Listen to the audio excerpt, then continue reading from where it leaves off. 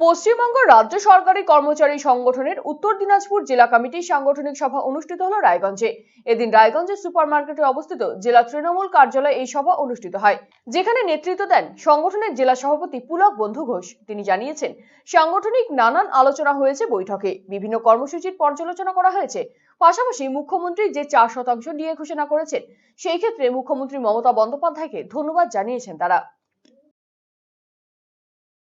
আজকে আমাদের একটা জেলা সম্মেলন আছে, জেলা সম্মেলন হচ্ছে, জেলা আমাদের মিটিং আছে, জেলা কমিটি মিটিং। তার সঙ্গে আমরা যে সদ্য আমাদের মাননীয় মুখ্যমন্ত্রী যে 4% ডিএ ডিক্লেয়ার করেছেন আমাদের জন্য, আগামী মে মাস থেকে আমরা পাবো, তার জন্য আমরা খুবই আপ্লুত এবং এই জন্য আমরা মাননীয় মুখ্যমন্ত্রীকে আন্তরিকভাবে অভিনন্দন এবং ধন্যবাদ জানাচ্ছি।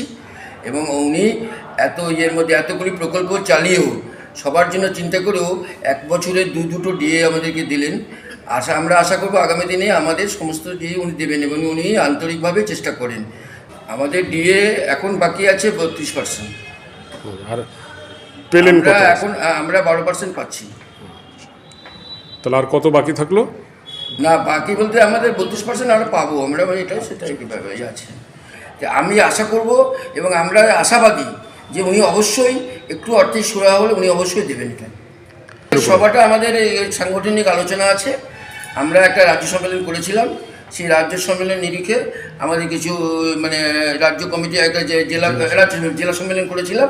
এই জেলা সম্মেলন নিরিখে আমাদের একটা জেলা কমিটি তৈরি হয়েছিল।